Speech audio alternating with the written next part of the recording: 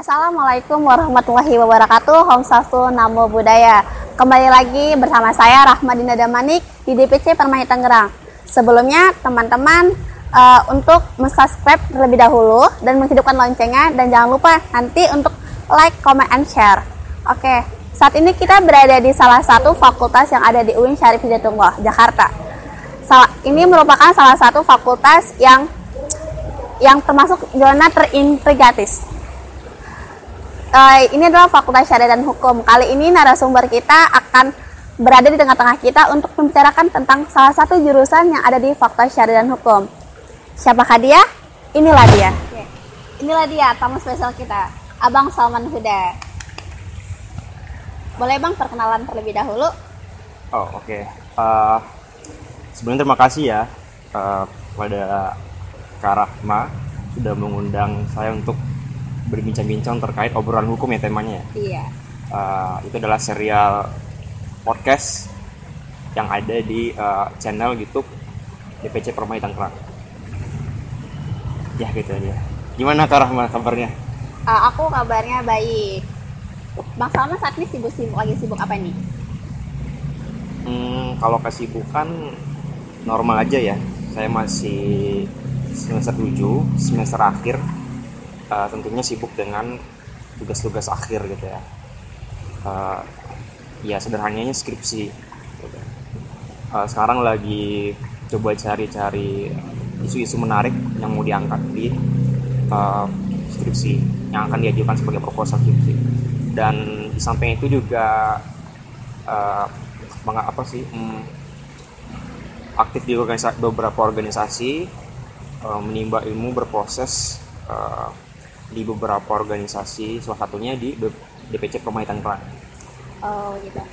Bang, tadi kan ngomongnya tentang skripsi ya? Kan bahas tentang isu nih. Berarti udah ketemu dong isu yang bagus untuk skripsi. Isu apa itu Bang kalau boleh tahu? Banyak nih sebenarnya ya untuk isu yang mau diangkat dalam skripsi. Tentunya masih di dalam lingkup hukum keluarga. Mungkin sebelumnya saya perlu menjelaskan sedikit ya terkait ruang lingkup dari hukum keluarga. Mungkin teman-teman sebelumnya masih terlalu asing ya terkait jurusan hukum keluarga. Karena mungkin teman-teman taunya hanya ada ilmu hukum gitu, taunya cuma hukum, dan ternyata ada loh hukum keluarga gitu. Ya secara sederhananya hukum keluarga kalau secara ruang lingkup dia masuk dalam ranah hukum privat gitu kan. Hukum privat. Nah, hukum privat adalah hukum yang membahas antar perorangan atau spesifiknya hukum perdata. Membahas kepentingan hukum, hak dan kewajiban masing-masing subjek hukum gitu ya di lingkup hukum keluarga. Mungkin sederhananya seperti itu ya, mungkin yang bisa dipahami. Mungkin contoh kasusnya,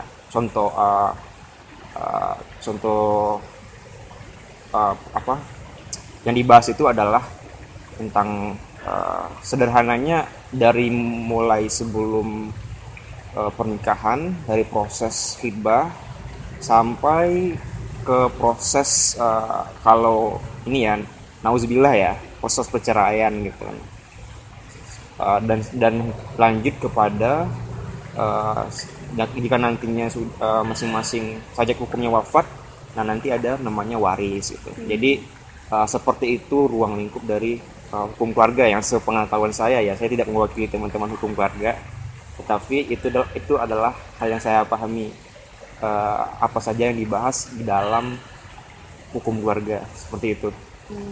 Oke Bang, berarti hukum waris itu masuk dalam ruang hukum keluarga ya.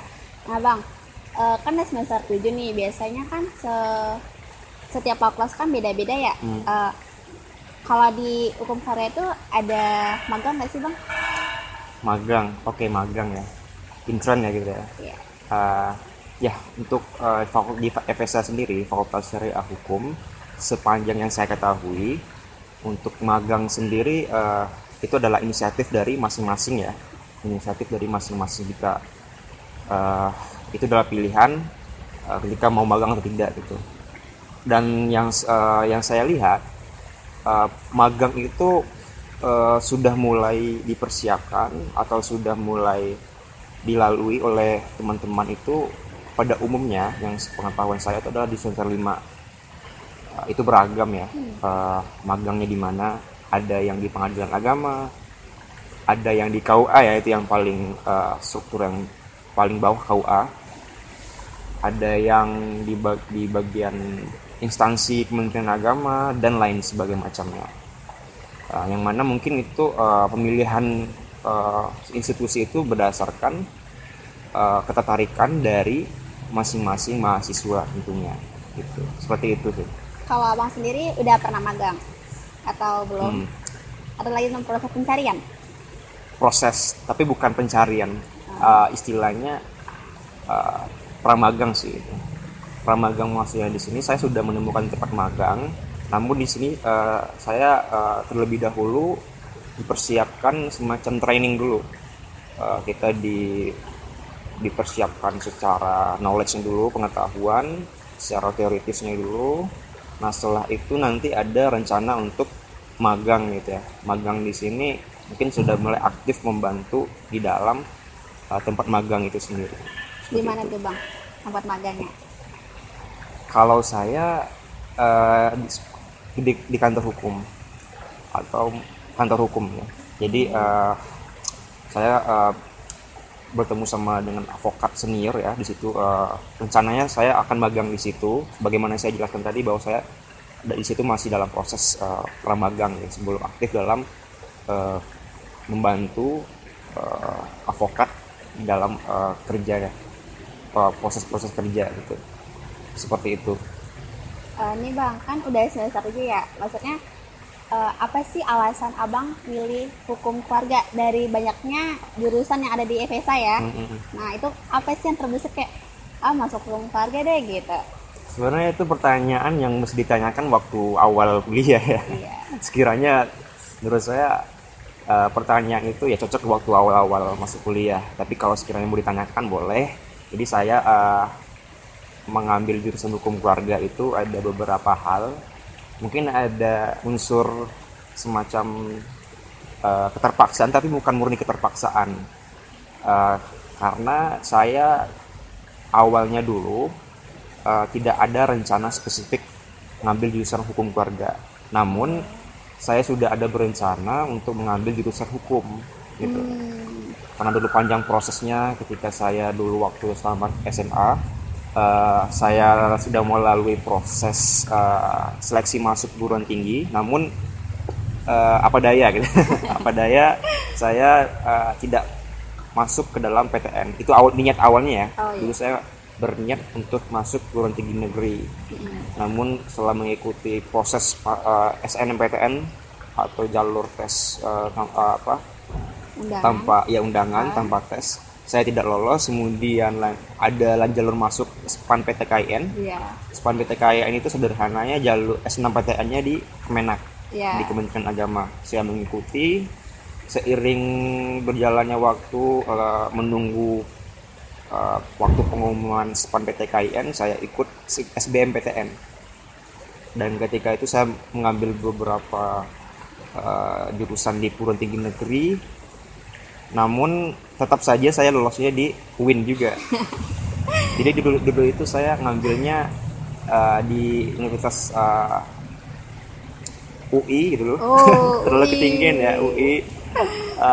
Terus seingat saya ya, tapi kalau saya nggak keliru, UI Universitas Andalas Padang, tempat asal saya dari Sumatera Barat. Terus termasuk juga UIN juga. UIN. Waktu itu saya pilihan terakhir di UIN itu adalah UIN Suska Riau, Sultan Syarif Qasim Riau. Dan alhamdulillah saya lulus di UIN, di UIN Sultan Syarif Qasim, dan dapat ilmu hukum. Gitu. Namun pengumuman lulusnya itu setelah kelulusan SPAN PTKIN. SPAN PTKIN saya dapat di sini jurusan hukum keluarga. Dan kemudian saya mencoba melalui proses perenungan ya, proses perenungan untuk memilih untuk mempertimbangkan apa sekiranya pilihan saya gitu kan. Ini kan dihadapkan dengan dua pilihan yang sama kan. Dalam UIN secara ya. instansinya sama UIN, namun secara jurusan beda. Iya. Yang di UIN Suska Riau itu saya ngambil ilmu hukum, Hukum. tapi di sini hukum keluarga. Keluarga.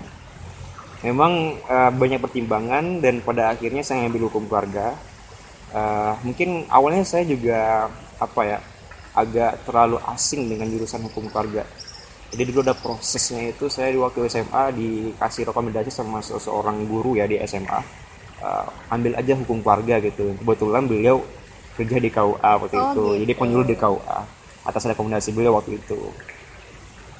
Dan karena pertimbangannya salah satunya adalah lokasi ya, saya memilih UIN Jakarta karena menurut saya posisinya strategis di pusat segala sesuatu aspek ya, di aspek pemerintahan, aspek industri, aspek pendidikan itu adalah pusatnya di Jakarta. Dan pada akhirnya saya ngambil di UIN Jakarta setelah melalui proses perenungan ya. Iya. Seperti itu. Berarti panjang ya Bang Ya, sampai panjang. saat ini ya. Ya, Kalau target kuliah sampai semester berapa nih Bang?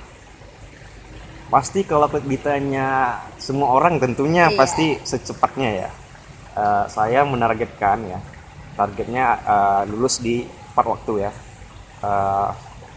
Mungkin kalau sekarang semester 7 ya, lulusnya saya targetnya di 2000 tahun depan 2022. Ya doakan saja. Saya juga lagi proses untuk menggarap skripsi gitu. Saya lagi mau mengajukan proposal. Ya seperti itu ya, saya lagi berusaha lah untuk segera secepatnya tamat gitu. Nah, ngomong-ngomong Hmm. pingin cepat lulus nih kan, pingin tahun 2022 ya. Iya. Nah, udah kepikiran gak sih prospek kerja abis dari sini itu kemana? Prospek kerja tentunya udah ya. Dan alhamdulillah saya termasuk orang yang memang mengambil hukum karena memang udah kepikiran prospeknya. Mungkin tadi sudah saya jelaskan ya, kalau saya itu magang gitu kan di sebuah kantor hukum, dan mungkin salah satunya itu prospek kerjanya. Namun tidak menutup kemungkinan nanti ada beberapa opsi untuk saya berkarir nantinya, mungkin di hakim, mungkin di instansi penegak hukum lainnya gitu kan. Nah itu kedepannya mungkin butuh proses lagi. Saya tidak bisa memastikan saya bakalan di advokat gitu, tetapi sejauh ini saya berminat di advokat. Karena kenapa?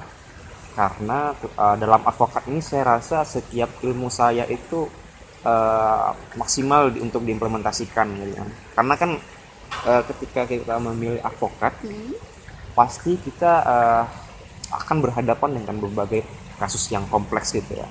Terutama dalam hal ini saya di hukum keluarga tentu menghadapi perkara-perkara yang dalam lingkup hukum keluarga. Mungkin contohnya masalah cerai talak, gugat cerai, dispensasi nikah, dan juga ada ekonomi syariah dan banyak lagi tentunya. Ya. Gitu, seperti itu. Berarti punya advokat ya Bang? Ya, di advokat untuk sementara ya. Iya. Mungkin kedepannya belum bisa memastikan mau berkiprah di mana. Tapi yang jelas kedepannya saya untuk coba nyari pengalaman, berusaha untuk di mana saja, gitu. Bang, kan setiap tahunnya itu Fakultas Syariah itu selalu membuka lowongan gede kesempatan bagi adik-adik ya untuk bergabung di Fakultas Syariah dan Hukum nih. Ada nggak sih Bang saran-saran nih untuk adik-adik yang mungkin kebetulan lagi nonton video ini kan, untuk milih hukum tapi masih bingung nih hukum mana yang bisa gitu? Ya. Boleh Bang sampaikan? Iya, oke. Ya, saran saya untuk teman-teman adik-adik yang mau masuk ke perguruan tinggi, terutama ada niatan untuk masuk di fakultas hukum atau fakultas syariah dan hukum, tentu balik lagi ke teman-teman passionnya di mana, goalsnya seperti apa, dan pemahaman teman-teman mengenai jurusan itu seperti apa. Ya kalau saya mungkin bisa rekomendasi, ya tentunya saya dengan sesuai dengan jurusan saya yang saya ambil sekarang, yang hukum keluarga. Mungkin sebelumnya saya perlu sampaikan juga bahwa tadi saya sudah disinggung ya, kalau saya itu dari SMA. Mungkin sekilas ketika teman-teman melihat ada orang yang latar belakang sekolah umum masuk di UIN, mungkin agak terdengar kurang nyambung gitu ya. Namun seiring berkembangnya zaman, banyak loh gitu teman-teman dari latar belakang pendidikan umum yang bergabung di Universitas Islam gitu. Nah, jadi kepada teman-teman yang sekiranya berminat untuk mengambil jurusan hukum, saya sarankan untuk mengambil jurusan hukum keluarga gitu ya. Karena kenapa? Karena seperti yang saya jelaskan tadi, ruang lingkup di hukum keluarga itu sangat luas gitu ya. Tadi sudah jelaskan beberapa, itu baru beberapa ya.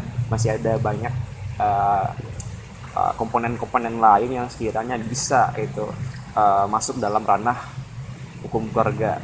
Namun saya tidak menutup kemungkinan buat teman-teman mengambil jurusan lain, karena balik lagi pada passion teman-teman, daya tarik teman-teman itu di bagian apa.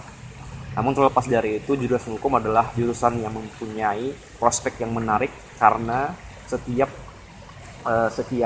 instansi, setiap perusahaan itu, apapun itu, baik di pemerintah maupun badan hukum, perusahaan itu membutuhkan tenaga hukum. Tetapi semua badan usaha, instansi itu memiliki ruang buat teman-teman hukum, teman-teman jurusan hukum untuk berkiprah, untuk berkarir, untuk mengembangkan ilmu-ilmu yang didapat di perkuliahan. Mungkin seperti itu ya. Iya, makasih ya Abang atas waktunya, udah mau meluangkan waktu untuk kita sesi wawancaranya. Dan mungkin teman-teman bisa doain nih untuk Bang Salman untuk bisa cepat lulus di tahun 2022. Amin. Dan insya Allah bisa karirnya jadi advokat ya. Insya Allah. Amin. Ya mungkin Bang nanti next time kita mungkin ada video bareng lagi. Ada waktu lah ya Bang untuk kitanya. Tapi sebelum tutup, BTW ini dari Permahi ya. Iya. Mungkin saya ngasih saran nih buat teman-teman mahasiswa hukum ya. Mahasiswa hukum atau mahasiswa Fakultas Syariah dan Hukum. Untuk teman-teman diharap saya merekomendasikan gitu buat teman-teman berproses di Permahi. Kenapa? Karena tentunya pertama, Permahi adalah organisasi keprofesian hukum yang sangat relevan tentunya buat teman-teman berproses bareng-bareng untuk merencanakan prospek karir teman-teman ke depannya.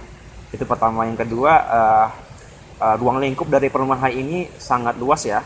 Jadi kalau di Permai di PC Tangerang kita ada beberapa universitas yang telah bergabung ya.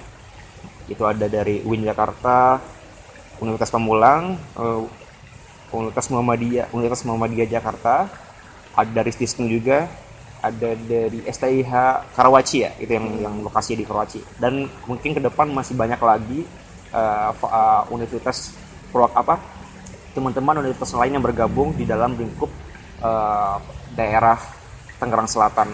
Mungkin itu bisa teman-teman join karena sangat bermanfaat tentunya buat kita ke depannya dalam prospek karir gitu. Mungkin seperti itu. Ya, makasih ya Bang atas ajakannya buat adik-adik yang ingin bergabung di DPC Permata Tangerang. Bisa lihat di akun Instagramnya DPC Permata Tangerang untuk info selanjutnya bagaimana pembukaannya di DPC Permata Tangerang. Ya makasih ya Bang ya. Sama-sama.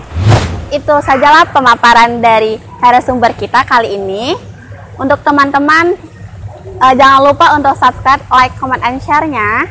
Dan ditunggu untuk video selanjutnya. Wassalamualaikum warahmatullahi wabarakatuh.